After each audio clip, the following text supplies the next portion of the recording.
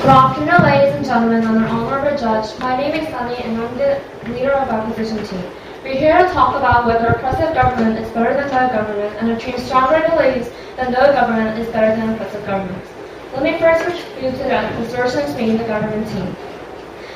First, they defined oppressive government as only during execution policy, but this doesn't make sense because the oppressive already means that to treat citizens cruel or unfairly. So they cannot define oppressive as only during execution policy. The first main argument was about not having government can be dangerous. However, without a government, there can be actually more advances. Look at Somalia.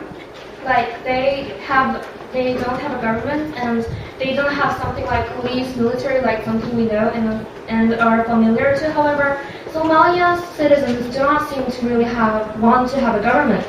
And Somalia's citizens' quality of life has improved after the government disappeared. For example, especially in death rate, lifespan, penetration rate, means of communication, the improvement is very astonishing.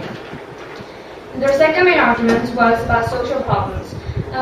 However, they are just saying about why no government is better than oppressive government. However, they're not saying about why oppressive government has advantages, which is their position. So they have to say about the advantages of the oppressive government, and they have to relate to those.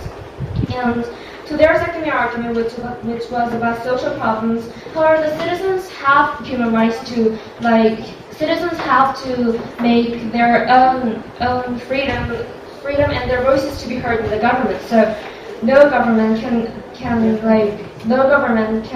make the citizens do that. And let me now talk about our main 2 points. Ladies and gentlemen, an oppressive government will do anything to control its citizens.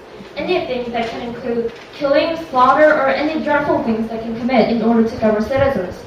Ladies and gentlemen, an oppressive government in a society is to treat people cruelly or prevent them from having the same opportunities.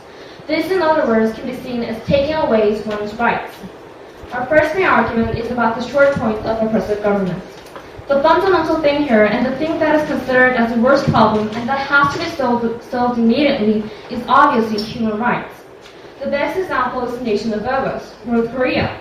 The state of human rights in North Korea, everyone practically knows about that, even if I don't tell you. Something like North Korea is the most oppressive regime on earth.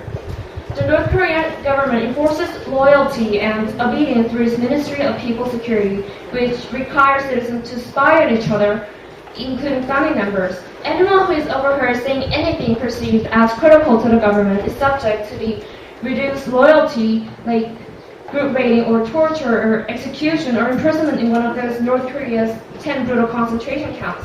And that pretty much explains how oppressive government can influence the citizens. Starvation. During the 1990s, as many as 3.5 million North Koreans died of starvation. Sanctions are not imposed in North Korea primarily because they just block grain donations, resulting in the deaths of millions. Not only in North Korea, but as you can see in Nazi's massacre on the Jewish people or Stalin's slaughter, these are all resulted by the oppressive government. The oppressive government's regulation upon citizens' rights is serious and should be controlled more efficiently. The government is doing hard and have right to make their citizens obey. This is crazy. No nation should do something like that to their citizens. People should be free to make their own choices be heard and make their own choices.